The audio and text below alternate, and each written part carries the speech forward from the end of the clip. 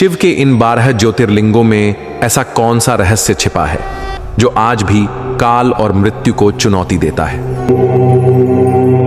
हर ज्योतिर्लिंग एक ऊर्जा, एक कथा, जहां भक्ति, क्रोध, विनाश और मोक्ष एक साथ सांस लेते हैं।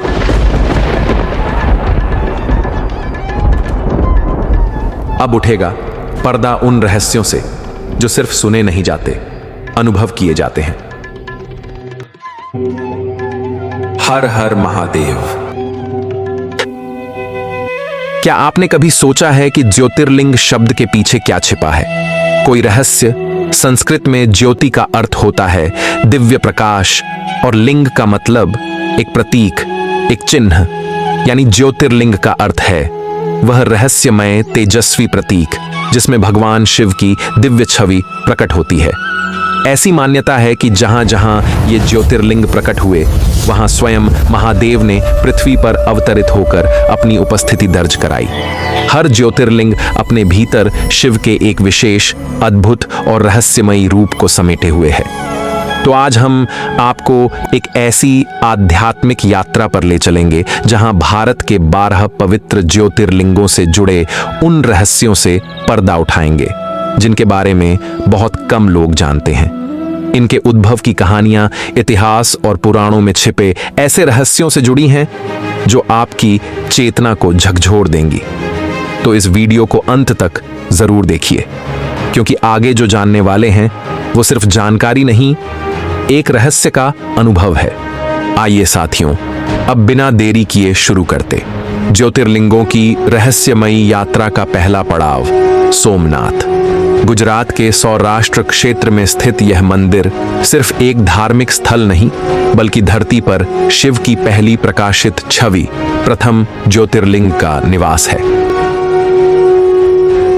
किंवदंती कहती है इस ज्योतिर्लिंग की स्थापना किसी साधारण देव ने नहीं, बल्कि स्वयं चंद्रदेव ने की थी। पर सवाल उठता है, आखिर क्यों एक तेजस्वी, अपार आभा से भरे चंद्रमा को शिव की शरण लेनी पड़ी? शिव पुराण के अनुसार चंद्रदेव, जो महर्षि अत्रि और माता अनुसुईया के पुत्र थे, उनका विवाह प्रजापति दक्ष की 27 कन्याओं से हुआ था। लेकिन प्रेम के चक्रव्यूह में फंसकर चंद्रमा ने बाकी 26 पत्नियों को भूल केवल रोहिणी को ही सबसे अधिक स्नेह देना शुरू कर दिया। अन्य पत्नियां जब पीड़ा में डूबीं तो वे जा पहुंची अपने पिता दक्ष के पास।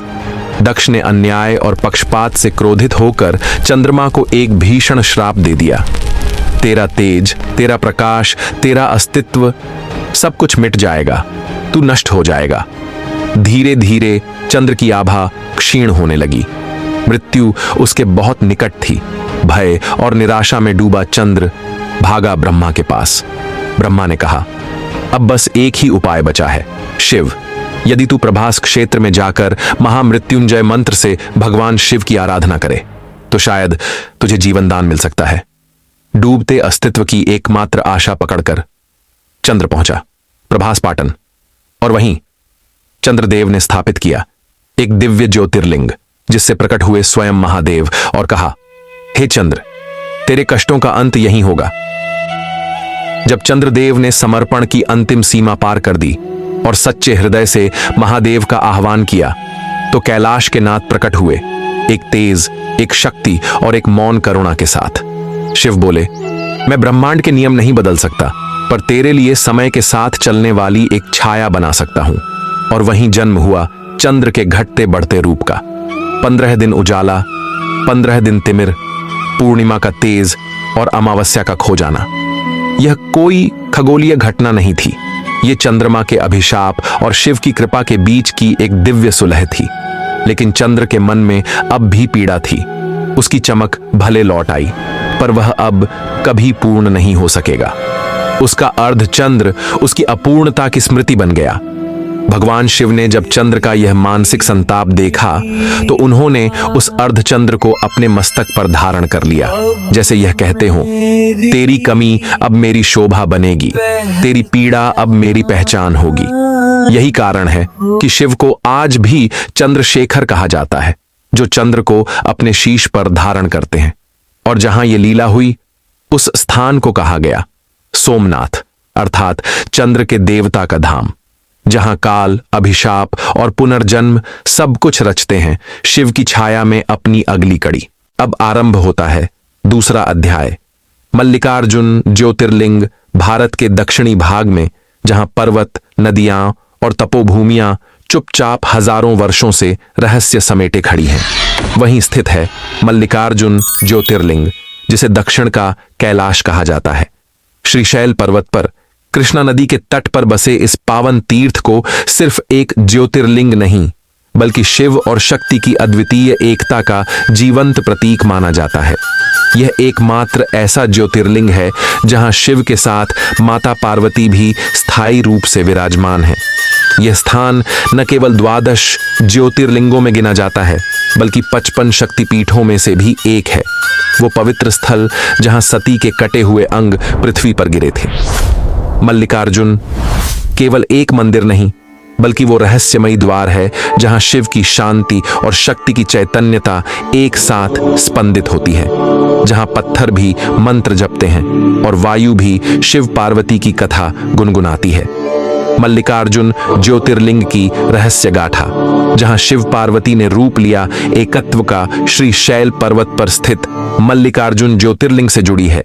एक ऐसी कथा जो न केवल पारिवारिक संबंधों की जटिलता को दर्शाती है, बल्कि हमें शिव पार्वती के उस करुणामयी रूप से भी परिचित कराती है, जहां वे ईश्वर होते हुए भी माता पिता के रूप में टूटते दिखाई देते हैं। शिव पुराण की कोटि रुद्र संहिता के अनुसार एक दिन भगवान शिव और माता पार्वती ने निर्णय लिया, अब उनके दोनों पुत्रों कार्तिकेय और गणेश का विवाह होना चाहिए।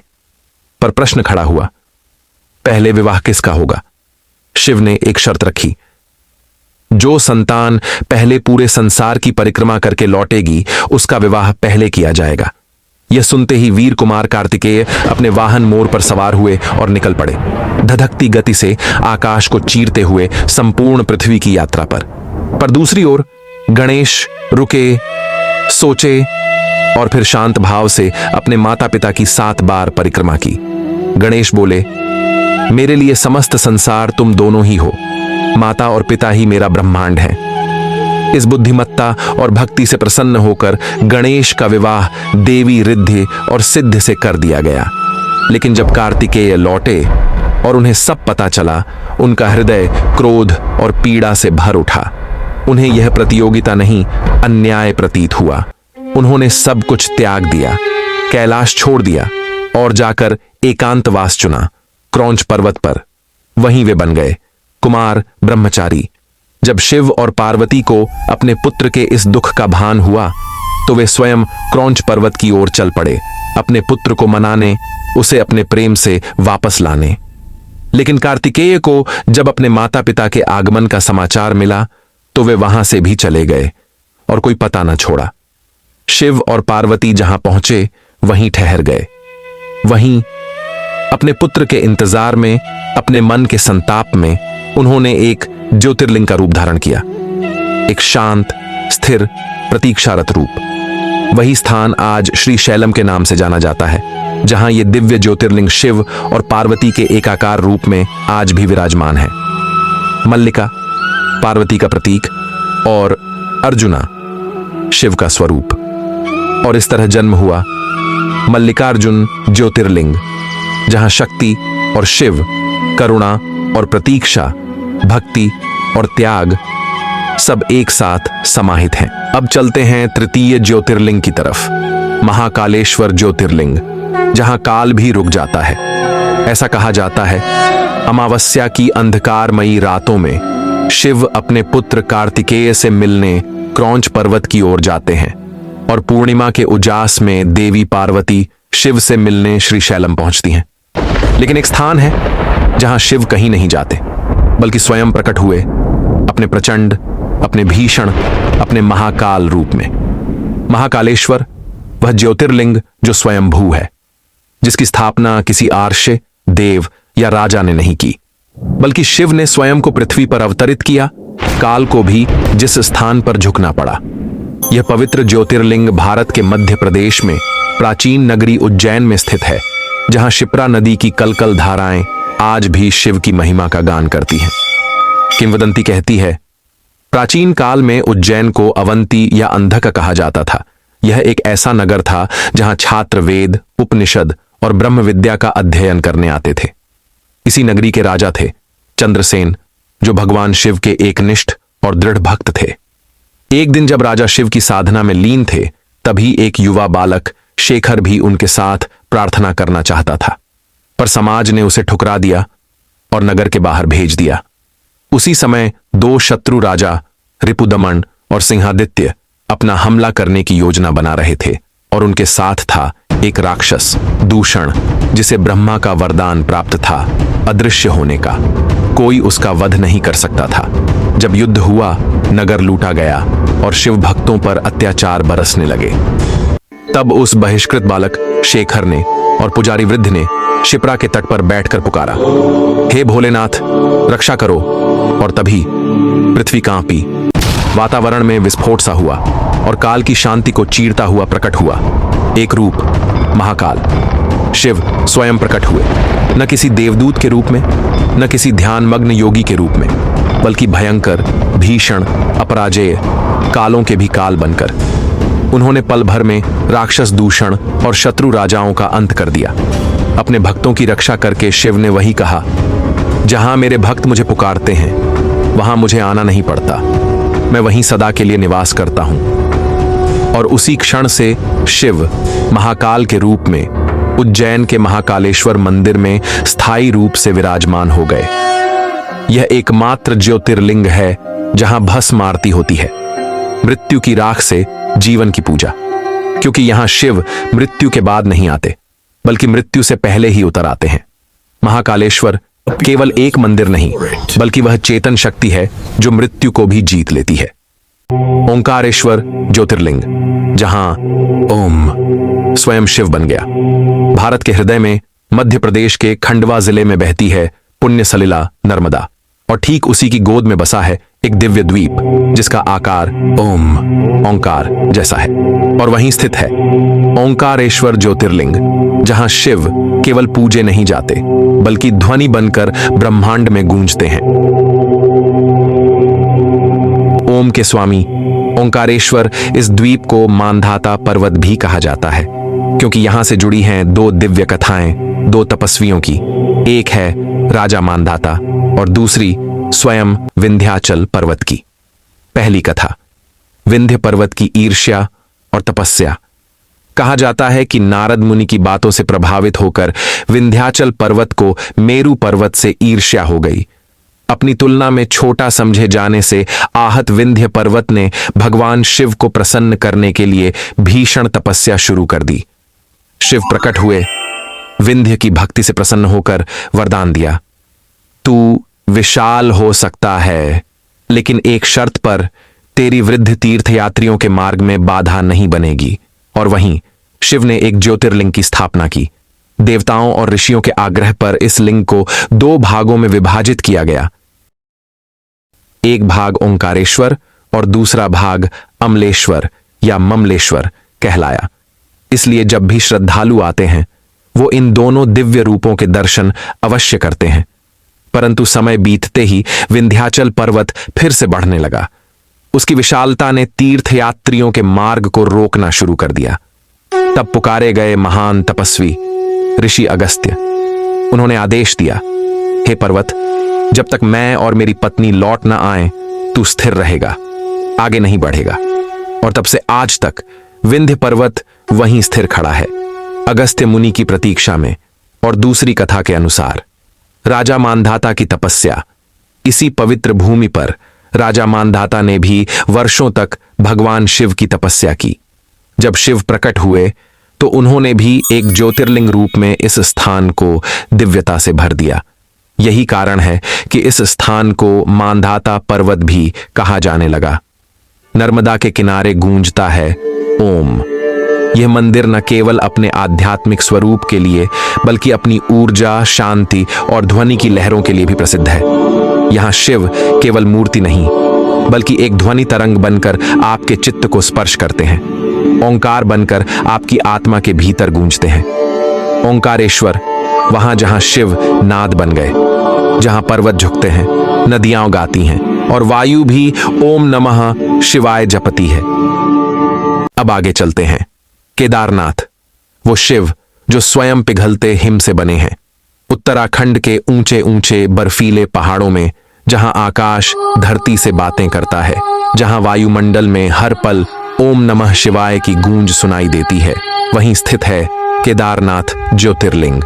समुद्र तल से 12,000 फीट ऊंचाई पर, मंदाकिनी नदी की पवित्र धाराओं के पास, गढ़वाल हिमालय की गोद में बसा ये मंदिर सिर्फ एक स्थान नहीं, एक भाव है। यह एक ऐसा ज्योतिर्लिंग है जहां धरती की ठंडी सांसें और शिव का तपस्वी मौन एक हो जाते हैं।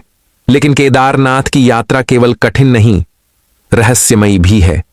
यहां की कथा के अनुसार शिव ने स्वयं को छिपा लिया। महाभारत के युद्ध के बाद जब पांडवों के हाथों अपनों का रक्त बहा तो उन्हें आत्मग्लानि हुई। उन्होंने सोचा, हमने धर्म की रक्षा के लिए अधर्म भी किया, अब हमें प्रायश्चित चाहिए। वे भगवान शिव के दर्शन के लिए निकल पड़े, पर शिव उनसे नाराज थे। वे मिलना नहीं चाहते थे। शिव, जिन्हें समस्त सृष्टि ढूंढती है, आज स्वयं छिप गए। उन्होंने गुप्तकाशी में जाकर एक नंदी बैल का रूप ले लिया और भूमि के भीतर समा गए। परंतु पांडवों में एक था भीम, जिसकी दृष्टि केवल आंखों से नहीं, हृदय से भी देखती थी। भीम ने उस अद्भुत बैल को पहचान लिया और जैसे ही उन्होंने उसे पकड़ने का प्रयास किया, शिव और गहराई में समाने लगे। और तब उनके विभिन्न अंग पृथ्वी के विभिन्न स्थानों पर प्रकट हुए। पीठ प्रकट हुई केदारनाथ में, बाहु तुंगनाथ, मुख रुद्रनाथ, नाभि मध्यमेश्वर और जटाएं कल्पेश्वर में प्रकट हुईं। इन्हें मिलाकर कहा जाता है पंचकेदार। और फिर हजारों वर्षों बाद 8वीं सदी में आदि शंकराचार्य ने इस स्थान का पुनर्निर्माण किया, जिसे आज हम केदारनाथ धाम के रूप में जानते हैं। यह मंदिर हर वर्ष केवल 6 महीने खुला रहता है, क्योंकि सर्दियों में हिम इसे अपने भीतर समा लेती है। परंतु जब यह खुलता है तो ऐसा लगता है जैसे स्वयं शिव का हृदय स्पंदित हो उठा हो। सैकड़ों मील दूर से आवाज आती है, जय केदार, हर हर महादेव। केदारनाथ, जहां तप, त्याग और ताप सब मिलकर शिव को प्रकट करते हैं, जहां हिम शिव का आवरण है और भक्ति उनकी आग।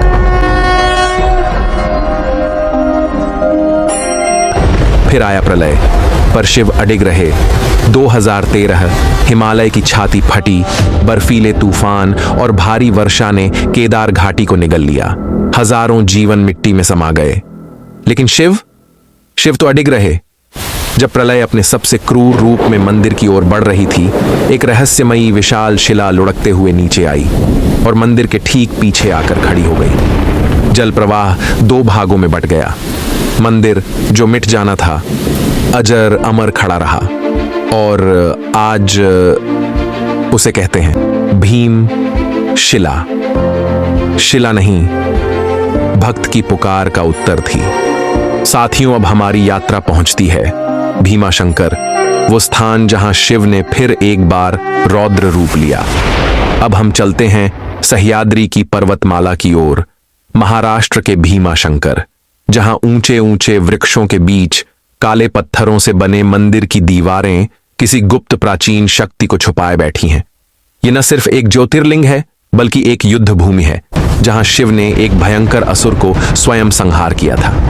कथा असुर भीमा और शिव का महायुद्ध। सह्याद्री के गहरे जंगलों में भीमा नामक असुर अपनी माता करकटी के साथ रहता था। उसकी शक्ति इतनी बढ़ गई कि वो स्वर्ग तक को चुनौती देने लगा। और जब देवता हारने लगे, जब हर दिशा में भीमा की गर्जना गूंजने लगी, तब शिव ने भीमा शंकर रूप में प्रकट होकर उसे महायुद्ध में परास्त किया।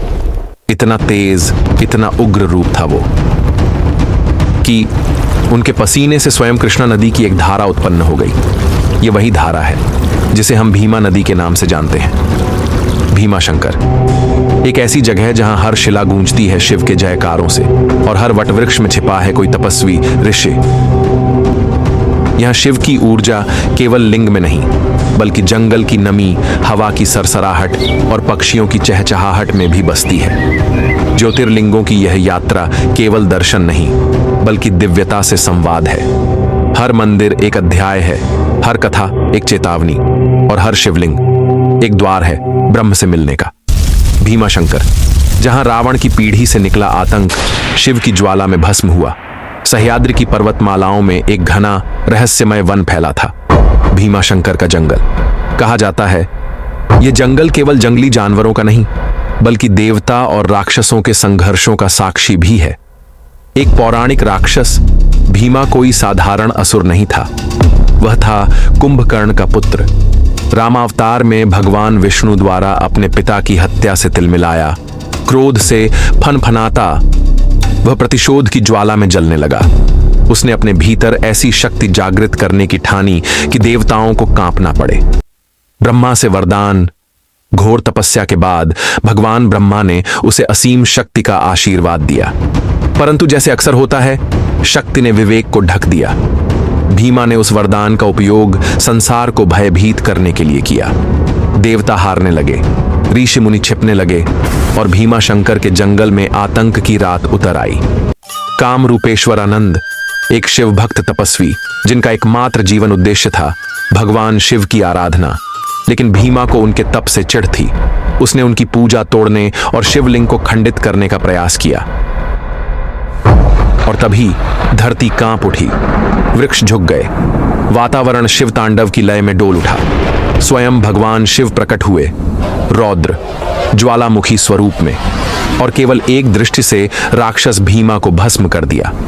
उस स्थान पर ही शिवलिंग प्रकट हुआ जहां आज भीमाशंकर ज्योतिर्लिंग स्थित है। पर यह अंत नहीं था। भीमाशंकर के जंगल ने एक और रहस्य देखा। एक और असुर, त्रिपुरासुर, जो चाहता था अमृतत्व। उसने भी इस वन में घोर तप किया और शिव को प्रसन्न कर अमृता का वरदान पाया, एक शर्त के साथ। तुम अपनी शक्ति का प्रयोग मानवता के कल्याण हेतु करोगे। वह सहमत तो हुआ, पर कुछ ही समय में अपने वचनों को भुला बैठा। उसने फिर धरती और देवताओं पर अत्याचार शुरू कर दिए। अर्धनारीश्वर का प्राकट्य। इस बार शिव अकेले नहीं आए, उनके साथ थी देवी पार्वती। दोनों ने एक शरीर में अर्धनारीश्वर रूप धारण किया। यह रूप सिर्फ शक्ति और शिव का नहीं बल्कि संपूर्ण सृष्टि का प्रतीक था, और इस रूप में त्रिपुरासुर का अंत हुआ। भीमाशंकर, जहां देव और दानव के बीच हुआ निर्णायक संग्राम, और शिव ने एक बार फिर संहार से सृष्टि की रक्षा की। आज भी जब सह्याद्री के वनों में हवा की सरसराहट सुनाई देती है तो कहा जाता है कि वो भीमा की हार और शिव के जयकार की गूंज है। नंबर 7, काशी विश्वनाथ ज्योतिर्लिंग, जहां मृत्यु नहीं मोक्ष की शुरुआत होती है। जब सृष्टि का आरंभ हुआ तो सबसे पहले जो प्रकाश धरती पर उतरा वह कोई साधारण तेज नहीं था। वह था स्वयं शिव का ज्योतिर्लिंग, जो आकाश को चीरता हुआ पृथ्वी में समा गया। वह स्थान था काशी। काशी, वह नगरी जिसे स्वयं शिव ने बसाया। गंगा के निर्मल तटों पर बसी भारत की सबसे प्राचीन नगरी काशी, बनारस, वाराणसी, कई नाम लेकिन एक ही आत्मा, भगवान शिव की उपस्थिति। कहा जाता है कि यह नगर समय, मृत्यु और ब्रह्मांड के नियमों से परे है। यहां शिव की इच्छा के बिना पत्ता भी नहीं हिलता, और जो एक बार यहां आ जाए वह मृत्यु को नहीं बल्कि मोक्ष को प्राप्त करता है। ज्योतिर्लिंग जो पृथ्वी को चीर कर ऊपर उठा। किंवदंती कहती है कि काशी विश्वनाथ वही स्थान है जहां भगवान शिव का पहला ज्योतिर्लिंग पृथ्वी से आकाश तक प्रकट हुआ। उसने ऐसा तेज बिखेरा कि अन्य सभी देवताओं को यह स्वीकार करना पड़ा। शिव ही विश्वेश्वर हैं, इस ब्रह्मांड के एकमात्र अधिपति। यह केवल एक शिवलिंग नहीं बल्कि ब्रह्मांड का हृदय है। यहां स्थित शिवलिंग केवल ज्योतिर्लिंग नहीं बल्कि शक्तिपीठ भी है। जहां भगवान शिव हैं वहीं देवी शक्ति भी सन्निहित हैं। इसीलिए इस स्थान को कहा जाता है तंत्र और वेद दोनों का संगम। काशी की गहराइयों में छुपा एक रहस्य। काशी में एक कथा प्रचलित है, जब प्रलय आएगा और सारा ब्रह्मांड जल समाधि में जाएगा, तब भी एक स्थान रहेगा जहां मृत्यु प्रवेश नहीं कर सकेगी। वह स्थान है काशी विश्वनाथ मंदिर। यह एकमात्र स्थान है जहां मृत्यु के देवता यमराज भी शिव की आज्ञा के बिना कदम नहीं रखते। गंगा का तट, मंत्रों की ध्वनि, घंटियों की गूंज और शिव का निवास। यहाँ के घाटों पर जलती चिताएं मृत्यु की नहीं, मोक्ष की अलख जगाती हैं। यहाँ की हवा में हर हर महादेव की गूंज है, जो हर आत्मा को जीवन और मृत्यु के परे शिव की ज्योति की ओर ले जाती है। काशी, जहां अंत नहीं, शाश्वत आरंभ होता है। काशी विश्वनाथ ज्योतिर्लिंग केवल एक मंदिर नहीं, बल्कि वह द्वार है जहां से आत्मा शिव में विलीन होकर अनंतता को प्राप्त करती है। जब शिव ने स्वयं को ज्योति में बदल दिया, सृष्टि के आदि काल में, जब न समय था न दिशा, सिर्फ दो शक्तियां, ब्रह्मा जो सृष्टि के रचयिता थे और विष्णु जो पालन करता। लेकिन एक दिन इन दोनों महान देवों के बीच छिड़ गई सर्वोच्चता की अनंत बहस। कौन बड़ा है, किसे सबसे पहले पूजा जाना चाहिए, किसका तेज सबसे महान है। और तभी वह हुआ जो पहले कभी नहीं हुआ था। आकाश फट गया, धरती थर्रा उठी और एक अंतहीन प्रकाश का स्तंभ पूरे ब्रह्मांड को चीरता हुआ प्रकट हुआ। वह था स्वयं भगवान शिव ज्योतिर्लिंग के रूप में। तुम दोनों के बीच का निर्णय मैं करूंगा। इस ज्योति के आदि और अंत को खोजो, और जो इसे पाएगा वही होगा सच्चा सर्वोच्च। ब्रह्मा हंस का रूप लेकर ऊपर की ओर उड़ चले। ब्रह्मा जी ने हंस रूप में स्तंभ के शीर्ष को खोजने की ठानी, पर लाखों युग बीत गए, न शुरुआत मिली न अंत। लेकिन अहंकार ने उनकी आंखें ढक दी। उन्होंने झूठ बोला, मैंने अंत खोज लिया, और साक्षी के रूप में ले आए केतकी का पुष्प। विष्णु वराह बनकर नीचे की गहराइयों में उतर गए। विष्णु जी ने वराह रूप में उस प्रकाश के मूल को पाने का प्रयास किया, लेकिन जब नहीं मिल पाया, उन्होंने सच को स्वीकार कर लिया। प्रभु, आप अनंत हैं, न आदि है न अंत, मैं हार मानता हूं। और तभी क्रोध बनकर प्रकट हुआ। भैरव शिव, जिन्होंने इस संपूर्ण खेल को देखा, भैरव रूप में प्रकट हुए। उनकी आंखों में ज्वालाएं थीं, उनका स्वर आकाश फाड़ता था। झूठ बोलने वाले को दंड मिलेगा।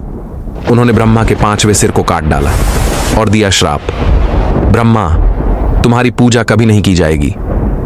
विष्णु, तेरी सच्चाई के कारण तू अनंत काल तक मेरे समान पूजनीय रहेगा। जहां वह दिव्य ज्योति गिरी, वहीं बना काशी विश्वनाथ। जिस भूमि पर वह प्रकाश गिरा, वही स्थान बन गया काशी विश्वनाथ। एक ऐसा स्थान जहां स्वयं मृत्यु रुक जाती है और आत्मा को परम सत्य का अनुभव होता है। यह कोई साधारण कथा नहीं, यह वह शिव रहस्य है जिसे जान लेने के बाद हर हर महादेव सिर्फ एक जयकार नहीं, बल्कि आत्मा की गूंज बन जाती है। नंबर 8, त्र्यंबकेश्वर ज्योतिर्लिंग, जो कि ब्रह्मगिरी पर्वत पर स्थित है। यह वही जगह है जहां से गोदावरी नदी निकली है। इस ज्योतिर्लिंग को त्रिदेव यानी ब्रह्मा, विष्णु और महेश का प्रतीक माना जाता है। प्राचीन कथा के अनुसार ब्रह्मा जी ने महादेव को प्रसन्न करने ब्रह्मगिरी पर्वत पर तप किया था। तब से इसे ब्रह्मगिरी पर्वत के नाम से जाना जाने लगा। उसी ब्रह्मगिरी पर्वत पर ऋषि गौतम की कुटिया थी, जहां वे अपना तप ध्यान किया करते थे। एक बार वहां भयंकर सूखा पड़ा और मनुष्यों के साथ पक्षी भी उस स्थान से भागने लगे। ये देख ऋषि गौतम ने जल के देवता वरुण देव से गुहार लगाई, और वरुण देव ने उनकी प्रार्थना को स्वीकार कर उनके समक्ष प्रकट हो गए और ऋषि को एक ऐसा कुंड भेंट किया जो कभी भी खाली नहीं होगा। ऋषि गौतम ने उस जल की मदद से सभी मनुष्यों और जीवों की प्यास बुझाई, और सभी प्राणियों के हृदय में ऋषि गौतम के प्रति सम्मान और बढ़ गया। ये देख अन्य ऋषियों को ईर्ष्या हुई और उन्होंने गणेश जी को प्रसन्न करने यज्ञ किया। जैसे ही गजानन प्रकट हुए, उन सभी ऋषियों ने ऋषि गौतम को नीचा दिखाने का आग्रह किया। गणेश जी के बहुत समझाने के बाद भी वो नहीं माने। अंततः गणेश जी ने एक गाय का रूप धारण किया और ऋषि गौतम के आश्रम पहुंचे। गाय को भूखा जान ऋषि ने उसे चारा डाला, परंतु उस चारे को खाते ही गाय जमीन पर गिर गई और उसकी मृत्यु हो गई। ये देख अन्य सभी ऋषि वहां आ पहुंचे और ऋषि गौतम पर गौहत्या का पाप लगा दिया। इस पाप से मुक्त होने ऋषि गौतम को गंगा स्नान करना आवश्यक था, और ऋषि ने भगवान शिव की आराधना की, जिससे शिव प्रसन्न हुए और गंगा को ब्रह्मगिरी पर्वत पर बुलाया। गंगा वहां आ तो गईं, परंतु अकेले उस पर्वत स्थायी रूप से नहीं रुकी। उन्होंने अपने साथ शिव को भी त्र्यंबकेश्वर में रुकने का आग्रह किया। मां गंगा के अनुरोध को स्वीकार करते हुए एक ज्योतिर्लिंग के रूप में भगवान शिव यहां उपस्थित हुए, जिसे आज हम त्र्यंबकेश्वर ज्योतिर्लिंग के नाम से जानते हैं।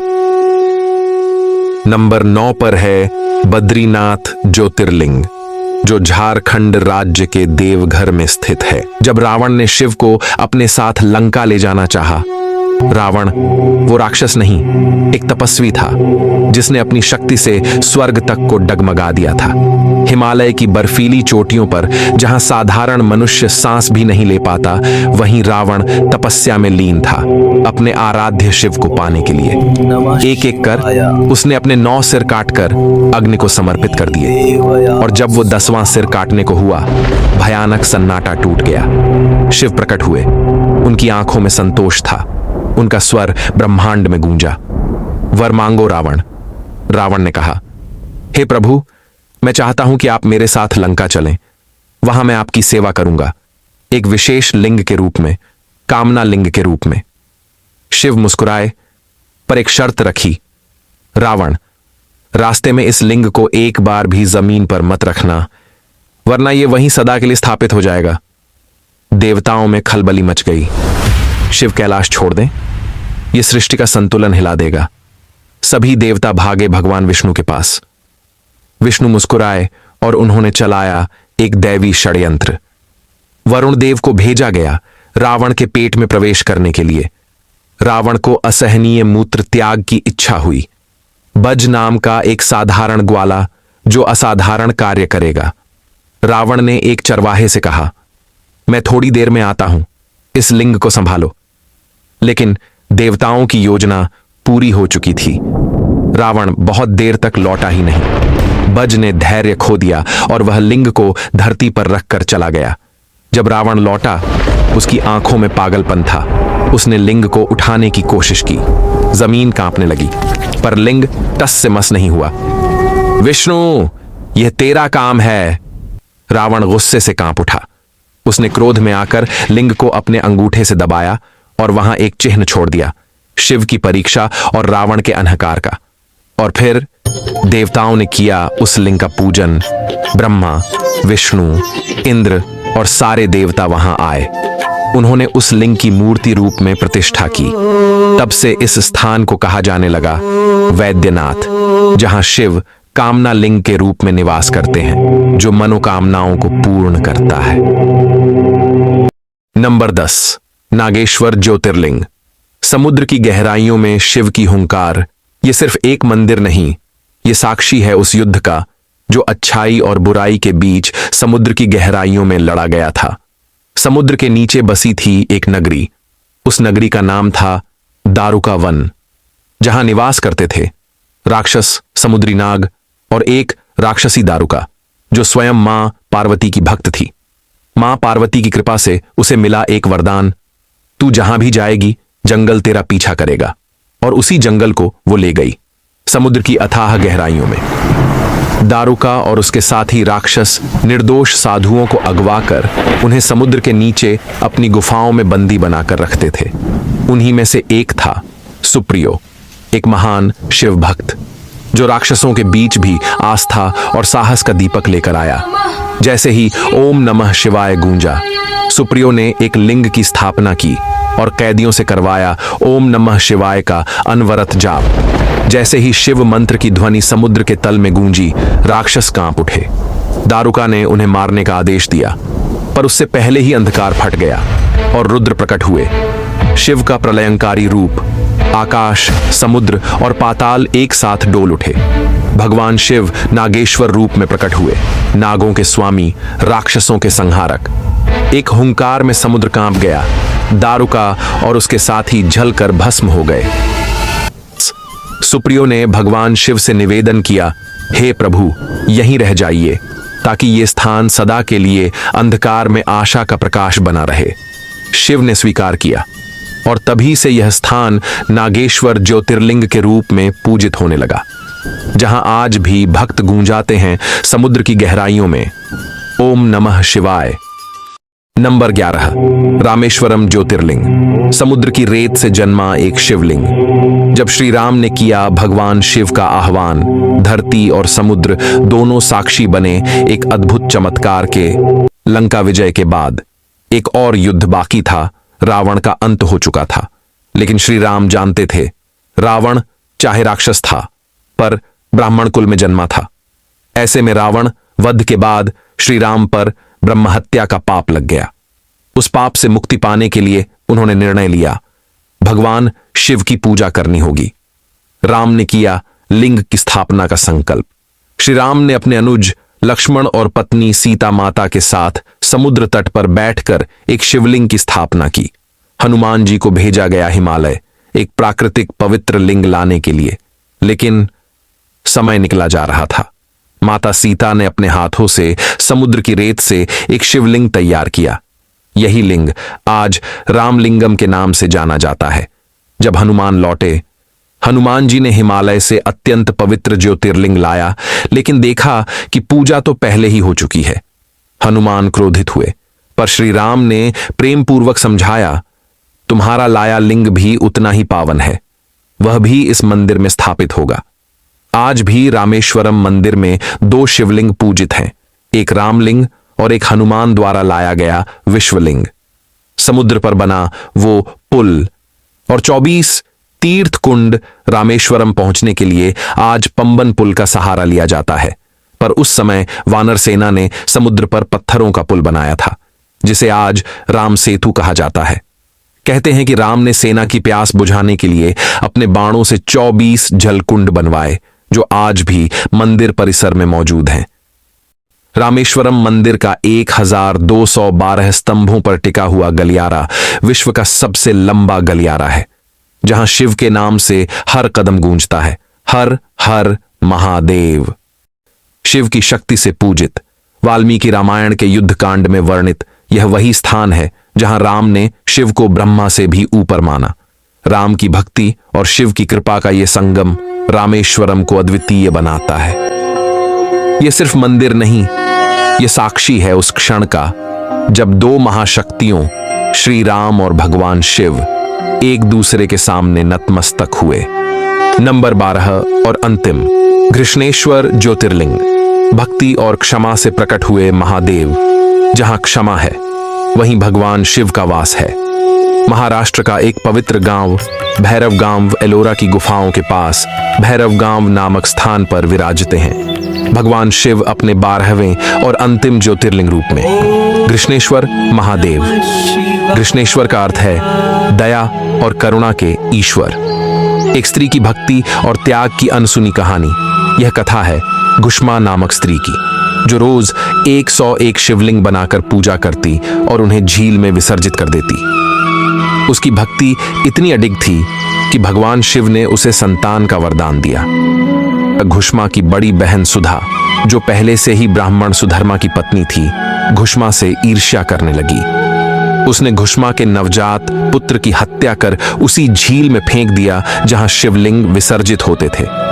भक्ति जो डगमगाई नहीं, घुष्मा को यह सब बताया गया, लेकिन उसने अपना क्रोध प्रकट नहीं किया। उसने कहा, जो कुछ हुआ है वह भगवान शिव की इच्छा से हुआ है, मैं उनकी पूजा नहीं छोड़ूंगी। वह फिर से 101 शिवलिंग बनाकर उन्हें झील में विसर्जित करने लगी। और फिर चमत्कार हुआ। जब वह लिंग विसर्जन कर रही थी, उसने देखा उसका पुत्र झील से जीवित लौट आया। तभी भगवान शिव वहां प्रकट हुए और बोले, घुष्मा, तुम्हारी भक्ति और क्षमा ने मुझे प्रसन्न कर दिया, मैं यहां सदा के लिए वास करूंगा। और वहीं प्रकट हुआ घृष्णेश्वर ज्योतिर्लिंग। घुष्मा ने हाथ जोड़कर कहा, हे भोलेनाथ, मेरा नाम नहीं, आप इस भूमि पर करुणा के ईश्वर के नाम से जाने जाएं। भगवान शिव ने स्वीकार किया और वहीं प्रकट हुए ज्योतिर्लिंग के रूप में। अज्ञात लोक का संदेश, जहां घृणा होती है वहां विनाश होता है, लेकिन जहां क्षमा और श्रद्धा होती है वहां शिव स्वयं प्रकट हो जाते हैं। भारत के 12 पवित्र ज्योतिर्लिंगों की यात्रा यहीं पूर्ण होती है। यदि आपने यह वीडियो अब तक पूरा देखा है तो आप एक दुर्लभ आध्यात्मिक यात्रा पर निकल चुके हैं। इसे अपने मित्रों से साझा करें अज्ञात लोक चैनल को सब्सक्राइब करें और लिखें हर हर महादेव।